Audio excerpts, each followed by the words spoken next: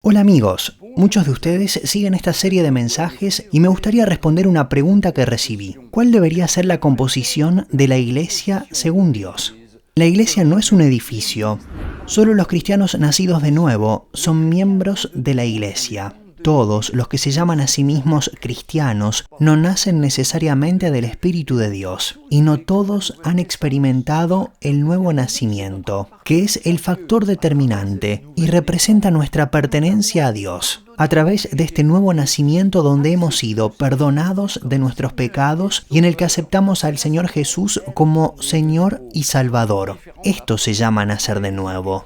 Cuando los apóstoles escribieron las epístolas a las diferentes iglesias, Corintio, Éfeso, Roma, etc., se dirigieron a los santos, es decir, a los cristianos nacidos de nuevo. Estos cristianos eran miembros ordinarios, diáconos, diaconisas y ancianos de la iglesia. Debe entenderse que la iglesia está conformada por los que nacen de nuevo, así como por aquellos que se van agregando, por aquellos que pasan por el nuevo nacimiento y por quienes serán salvos. En el Antiguo Testamento fue en el Templo de Salomón donde el pueblo de Israel se encontró con Dios. Hoy, gracias al sacrificio de nuestro Señor Jesucristo, todos podemos encontrarnos con Él personalmente y donde sea que lo invoquemos. Ya no está vinculado a un lugar físico.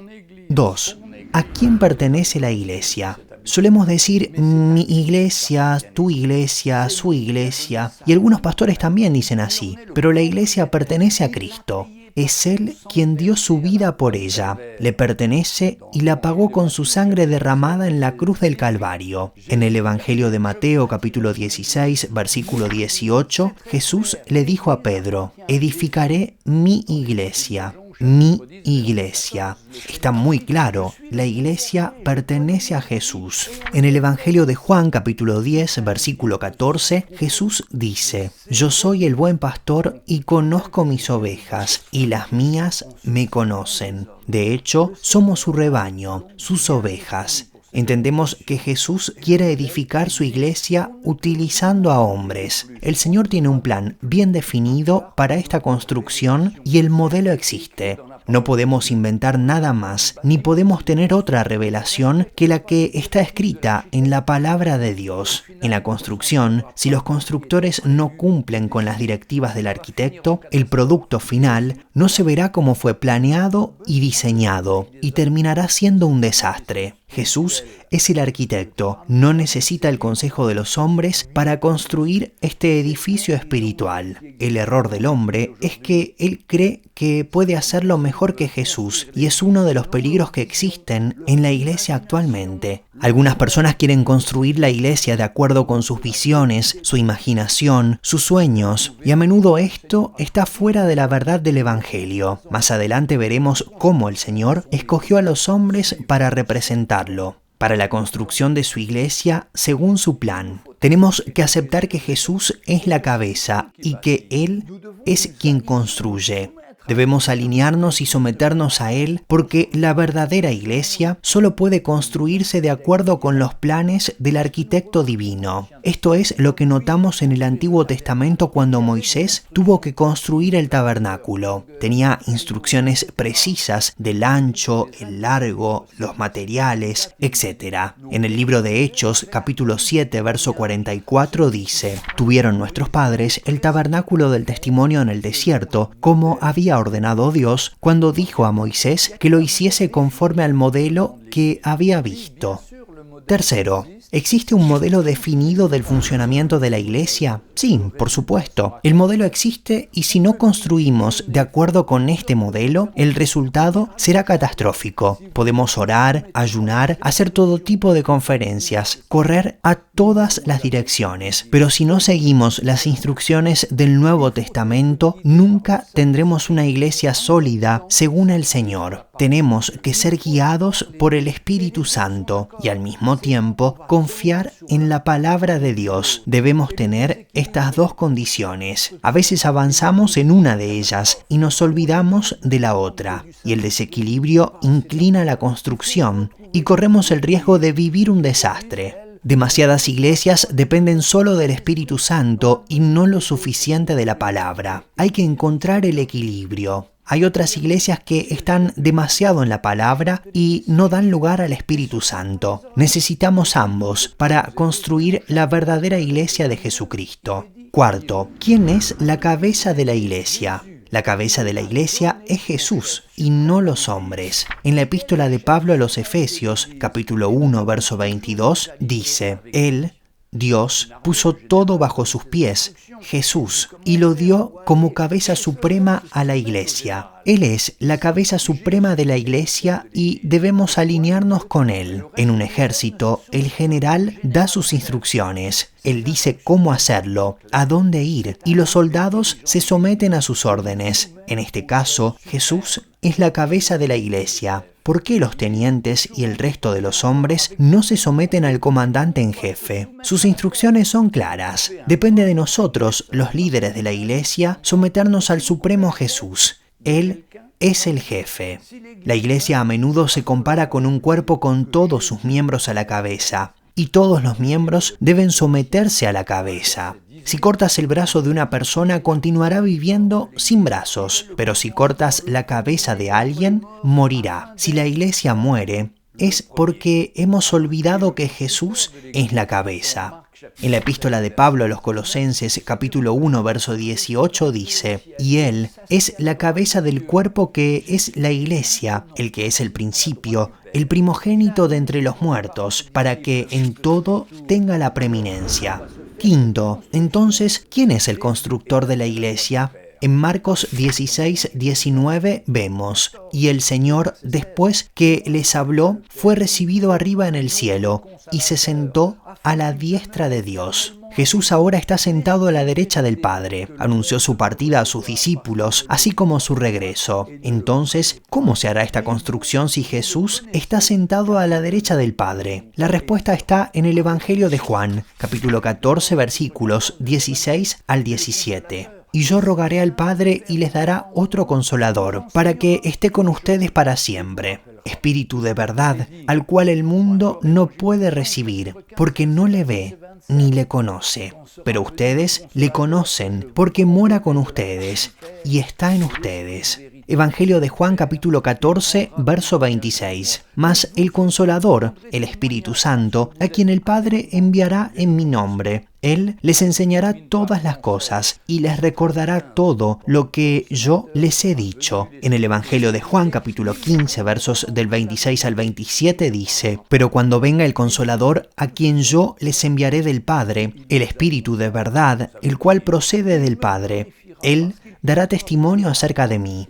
Y ustedes darán testimonio también, porque han estado conmigo desde el principio. Terminemos con Juan capítulo 16, versículos del 13 al 15. Pero cuando venga el Espíritu de la verdad, Él los guiará a toda la verdad, porque no hablará por su propia cuenta, sino que hablará todo lo que oyere, y les hará saber las cosas que habrán de venir. Él me glorificará porque tomará de lo mío y se los hará saber. Todo lo que tiene el Padre es mío. Por eso dije que tomará de lo mío y se los hará saber. Sí, es el Espíritu Santo quien edificará la iglesia. Nadie puede construir la iglesia del Señor sin la ayuda de Dios. La iglesia pertenece a Jesús y el Padre transmite esta autoridad al Espíritu Santo, que viene a morar en nosotros y que habla en nombre de Dios. El Espíritu Santo es Dios mismo y Él está allí para instruirnos y guiarnos. Es Él quien nos revelará en la palabra de Dios cómo construir esta verdadera iglesia de Jesucristo. Así que ahora podemos preguntarnos cómo. El profeta Zacarías en el capítulo 4, verso 6 escribe: No con ejército ni con fuerza, sino con mi espíritu, ha dicho Jehová de los ejércitos. No podemos construir la iglesia hoy sin tener una revelación del Espíritu de Dios. La clave no está en leer la palabra e intentar ponerla en práctica, sino en tener una verdadera revelación. Es algo que debemos descubrir para permitir que el Espíritu de Dios nos guíe. Todos somos compañeros de equipo y el Espíritu de Dios vive en nosotros. Esta es la seguridad que tenemos. Es el testimonio del Espíritu Santo en nuestros corazones lo que nos permite servir al Señor y formar parte de la obra de Dios. Sexto, somos miembros de un solo cuerpo. El apóstol Pablo escribe en 1 Corintios 12, del 12 al 13, porque así como el cuerpo es uno y tiene muchos miembros, pero todos los miembros del cuerpo, siendo muchos, son un solo cuerpo, así también Cristo. Todos, de hecho, hemos sido bautizados en un solo espíritu, para formar un cuerpo, judíos, griegos, esclavos o libres, y todos fuimos llenos con un solo espíritu. El apóstol Pablo compara el cuerpo humano con la iglesia. El cuerpo es uno, todos los hermanos nacidos de nuevo son parte de este cuerpo. Hay un Señor, una fe, un bautismo, un Dios y Padre de todos. Cuando venimos a Cristo, nos volvemos uno con Jesús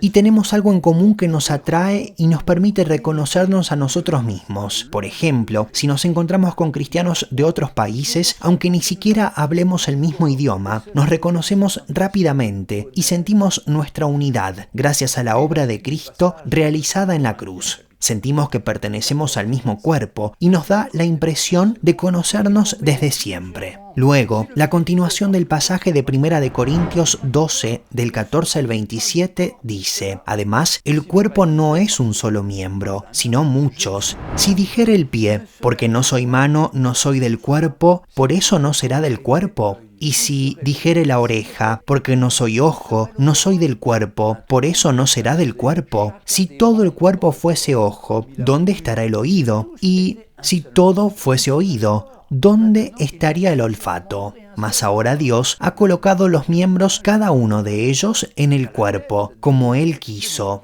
Porque si todos fueran un solo miembro, ¿dónde estaría el cuerpo? Pero ahora son muchos los miembros, pero el cuerpo es uno solo. Ni el ojo puede decir a la mano, no te necesito, ni tampoco la cabeza a los pies, no tengo necesidad de ustedes. Antes bien, los miembros del cuerpo, que parecen más débiles, son los más necesarios. Y a aquellos del cuerpo que nos parecen menos dignos, a estos vestimos más dignamente. Y los que en nosotros son menos decorosos, se tratan con más decoro, porque los que en nosotros son más decorosos no tienen necesidad, pero Dios ordenó el cuerpo, dando más abundante honor al que le faltaba, para que no haya desavenencia en el cuerpo, sino que los miembros todos se preocupen los unos por los otros. De manera que si un miembro padece, todos los miembros se duelen con él, y si un miembro recibe honra, todos los miembros con él se gozan. Ustedes, pues, son el cuerpo de Cristo,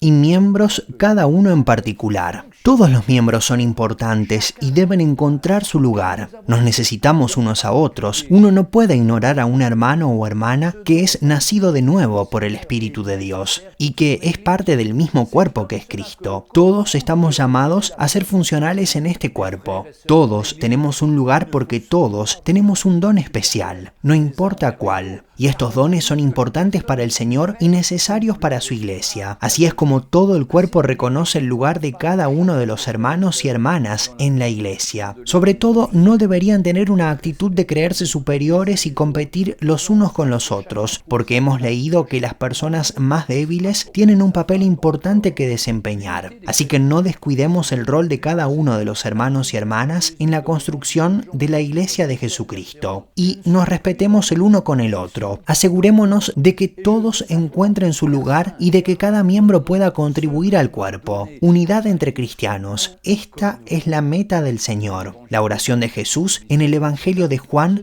17:11. Y ya no estoy en el mundo, mas estos están en el mundo. Y yo voy a ti, Padre Santo, a los que me has dado. Guárdalos en tu nombre, para que sean uno, así como nosotros. En el Evangelio de Juan capítulo 17, versos del 20 al 23, encontramos: mas no ruego solamente por estos, sino también por los que han de creer en mí, por la palabra de estos, para que todos sean uno, como tú, oh Padre, en mí y yo en ti, que también ellos sean uno en nosotros, para que el mundo crea que tú me enviaste. La gloria que me diste, yo les he dado, para que sean uno, así como nosotros somos uno, yo en ellos y tú en mí, para que sean perfectos en unidad, para que el mundo conozca que tú me enviaste, y que los has amado a ellos, como también a mí me has amado. La unidad entre los cristianos está verdaderamente en el corazón del Señor. Todos los cristianos nacidos de nuevo forman parte del cuerpo de Cristo y somos uno por Él y en el Espíritu. Si hoy ya no caminamos en unidad es por varias razones. Primero, por razones de doctrina, pero también por nuestra dificultad en perdonar y en amar como Cristo nos pide. Algunos pastores ni siquiera pueden sentarse alrededor de una mesa con hermanos y hermanas y, sin embargo, son uno en el Señor. No pueden caminar en unidad. Es muy triste para mis hermanos y hermanas, pero en parte ese es el estado de la iglesia. Sea como fuere, el hecho permanece. Somos un cuerpo y este cuerpo debe funcionar con todos sus miembros de acuerdo con los dones atribuidos a cada uno. En conclusión, ¿cuáles son las condiciones para que todos estén en su lugar? Para que todos puedan estar en su lugar, tienen que entender que la iglesia no es un edificio, pero que está formado por hombres y mujeres nacidos de nuevo, que pertenecen a Jesús. Esta iglesia debe ser construida de acuerdo con el modelo que Jesús nos dejó en el Nuevo Testamento. Debemos dejar que Jesús sea la cabeza de su iglesia. Jesús es la cabeza del cuerpo, lo tiene todo, y si vamos más allá de su plan y de sus instrucciones, vamos a construir al revés y vamos a tener grandes problemas. Jesús es el único arquitecto y va a seguir siéndolo. El constructor es el Espíritu Santo, quien nos revela el plan de Dios y nuestro lugar en la obra. Nosotros, su pueblo, somos un cuerpo y debemos funcionar en unidad, en humildad, en el amor y en el respeto de cada uno de los miembros de este cuerpo. La próxima semana hablaremos sobre las diferentes funciones del cuerpo de Cristo. Gracias por escucharme. Te recuerdo poner me gusta si disfrutaste este video y suscríbete al canal si aún no lo hiciste. Deje su comentario y haga preguntas. Intentaremos responderlas a través de los próximos videos. ¡Hasta pronto!